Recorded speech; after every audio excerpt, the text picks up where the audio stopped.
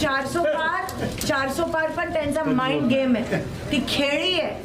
त्यांना पण माहिती आहे 400 पार होणार नाही आहे, 100-200च्या वर जाणार नाही आहे.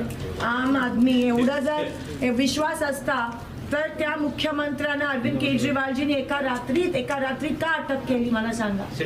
काँग्रेसचं खातं, काँग्रेस पक्षाचे AICC ची सगळी खाती एका रात्रीत सील केली. हेमंत सोरेनना त्या ठिकाणी अटक केली झारखंड. आणि आता बघा, जर त्यांना भीती नसती तर हे केलं नसतं. त्यांना भीती आहे अजूनही. त्यांची खरेदी विक्री आमदार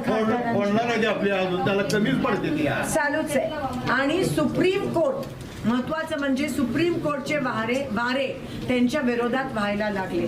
पहिला निर्णय आप आणि काँग्रेसचा जो मेयर होणार होता चंडीगडमध्ये त्याच्या विरोधात त्यांनी ताशेरे ओढले.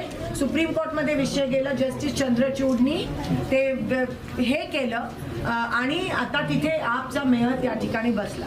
दुसरा दणका जो त्यांना सुप्रीम कोर्टचा मिळाला इलेक्टोरल बॉन्डचा SBI वर पण ताशे ओढले की एका दिवसात तुम्ही ते करा. हे सगळं आपल्या समोर आहे.